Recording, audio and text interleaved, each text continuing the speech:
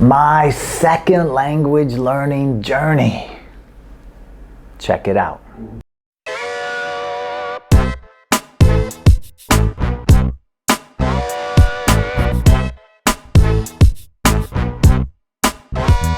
Hey guys, King of Mongkok here, K-O-M-K. So today I wanted to talk about my second language learning journey. Now my journey, it goes far back, okay? It goes far back. If you watch my other video about my Cantonese book review, or Cantonese learning book review, I started learning Cantonese in 2000. And I had started to learn just for a beginner class, kind of like just like travel, you know, learn how to say some travel expressions and things like that. And I came to Hong Kong on that trip for 8 whole days. I know, massive trip from Washington, D.C. to Hong Kong via Seoul, Korea on Korean Air. And I just wanted to be able to say a few things. I never really had in my mind, I never thought I could learn Cantonese and I could be a Cantonese speaking person. I just thought initially that it would be respectful of me and to be able to say a few things. Also, I had no idea what I would get into in terms of being able to communicate with people while I was here on that first trip. You know, this was 2000, so it wasn't a lot of research that went down. I was just excited about taking the trip. It was kind of my first trip outside of North America. I'd been to Canada and a little bit before, but I had never really been out. And also, those trips were when I was a child, so this was really my first trip. And when I got to Hong Kong, I really don't remember how much I spoke or didn't speak of Cantonese when I came on that first trip. Because obviously, just studying for a few, maybe a month and a half, 2 months, maybe 2 months before coming to Hong Kong, what could I really say, right? I only had the one textbook that my wonderful teacher in Washington, D.C., shout out to Laura Wong, I only had that one textbook that she told us to get. And I was more enamored by all of Hong Kong. As you know, if anyone's ever been to Hong Kong or seen Hong Kong in the movies or whatever, videos on YouTube, there is so much, it's like stimuli overload. You're seeing so much, you're smelling so much, you're hearing so much. It's just an overload, and you don't even have a moment to think before you're on to the next scent or smell or hearing somebody say something, or you know, it's crazy when you first come. And the only overwhelming feeling I had at the time was that I was coming back to Hong Kong. I knew I was only going to be there for 8 days. And there was things to do, people to see, here for that 8 days, and that was it. So while that was the beginning of my second language learning journey, it was a very quick beginning, all right? It was very quick and very short. So when I got back to America, I signed up for the course again with the same teacher. And we had a small group, about 5 or 6 of us together that were learning, and it was great. But everybody had their own goals for why they were learning, and of course, as you know, with learning anything, people come and go. You have people that start things and then they never finish it, and that's a big thing. So it's about that perseverance to keep going after something. And I joined that second class, but then I said to myself, I'm going to learn Cantonese. That was a goal that I set for myself at the time. And the biggest study tip that I did, besides carrying a dictionary, a Cantonese pronunciation dictionary with me everywhere I went, whether I was in America just starting or when I was here in Hong Kong on my next trip, which I'll mention in a second, at home and at work, I put labels of everything on everything. So on the refrigerator, I had a label on it, how to say it in Cantonese. On the door, on the telephone, on the doorbell. I mean, I had it on everything. And I lived with my grandmother and grandparents for a very long time. They were my best friends, and I kind of grew up with them. And my grandmother was passively learning Cantonese. That's a trash guy bringing the trash down the stairs.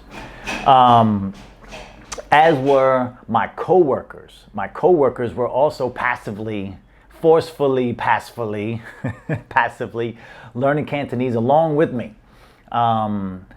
And I think it was important for me because, as we know, as second language learners, we have to have vocabulary.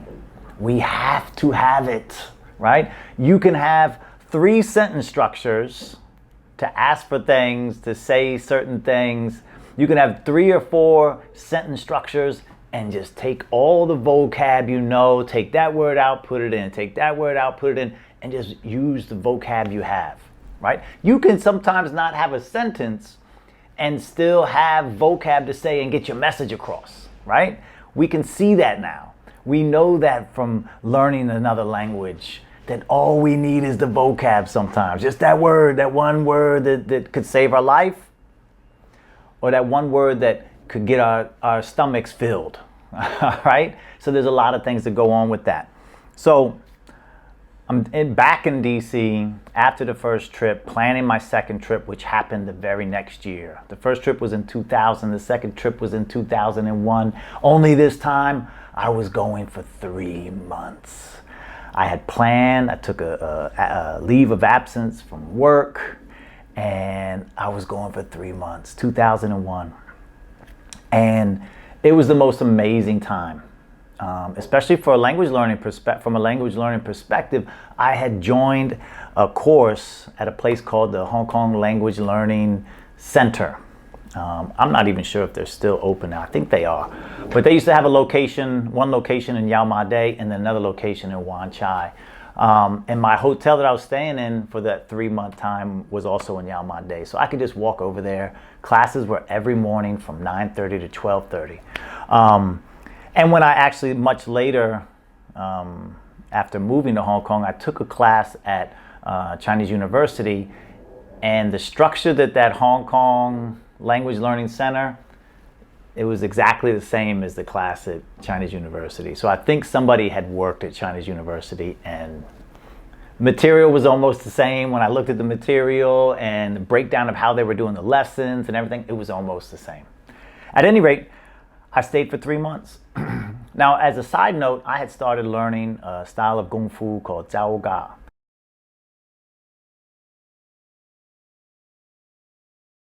And I started learning that in Washington, D.C. And that was kind of the initial hit for me to come to Hong Kong and visit. It was kind of sparked off the idea, because the style of Kung Fu is from southern China and moved to Hong Kong during the Cultural Revolution.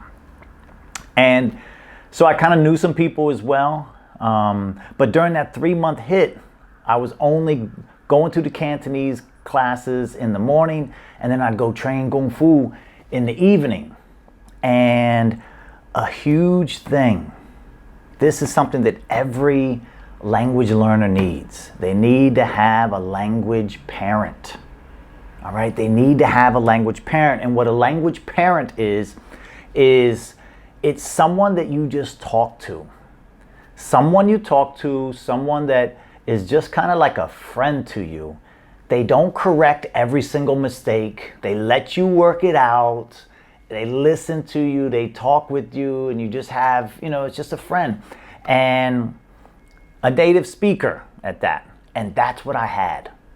I went to a restaurant one day and just got, I'm a very selective eater, and I got a chicken and rice with like an egg on it. And chicken rice with an egg on it. And it was good, it was okay, but the lady that was one of the waitresses there, she started talking to me. I had my Cantonese, the book from the school with me, and I'm looking through it while I'm eating, and she's asking questions. The next thing you know, we start talking Next thing I know, I'm at that restaurant every single day for those 3 months. Sometimes my breakfast, lunch, and dinner was at that restaurant every day. Every day. It was also a couple blocks from the hotel, of course, just north of Kowloon Park. And that's what I did. I would go and I would talk with her after the lesson. I'd go into the park and write in my journal and keep notes of what I was learning and feeling and, everything. And that was extremely powerful with the vocabulary, with taking the classes. The classes were okay. They weren't great, but I was a new language learner anyways, and I was now immersed in the culture of the language, which made a big difference. Back in DC, what I would do also is I would go to places as well, and I would just try to in Chinatown in DC, and I'd try to buy some stuff. I didn't really need it, but I would go in just so that I could try to speak more Cantonese to native speakers. And so that 3-month trip changed everything for my Cantonese. It really, it gave me that boost that I needed to say, okay, I'm getting this. I'm getting it now. I think if I continue, I'll be able to speak some Cantonese. I'll be proficient. And then I come back after 3 months of being in Hong Kong and having an amazing time, life-changing experience, just to be able to jump off and spend 3 months in another country, not have to work, everything like that. If you watch your money, if you save up, you can do it, and it actually isn't that expensive. And then I'm changing as well through this. Like I said, it's a life-changing experience, but not only is my Cantonese changing, but my perspective as to who I am and everything like that, it starts to change. You start to kind of see things in yourself and what you want to do, which changes you want to make. And one big change that I wanted to make after spending the 3 months here was I want to be living in Hong Kong. And that's what I did. I went back to the States. I landed back in the States September 9th, 2001. First trip was 2000. The second trip was 2001. The third trip was 2002. August 8th, I landed, and I haven't left. I haven't left to live anywhere else. And, my language, of course, I still bought more books, reference books that I went through in the other video. You can check it out. And I just stayed the course. Stayed the course of reaching proficiency. And that's what it's about. It's about staying the course for anything in life, really, right? If we stay consistent and persistent and we know what we want to reach when we get there, like we have that vision and we can see where we're going. We just got to keep going after it, right? And it's hard. It's hard, especially for a language. The biggest thing of it is that you have to have thick skin. You have to have thick skin. You can't be scared to say things. You must conquer the fear. Okay, that's the first thing you must do. You must conquer the fear.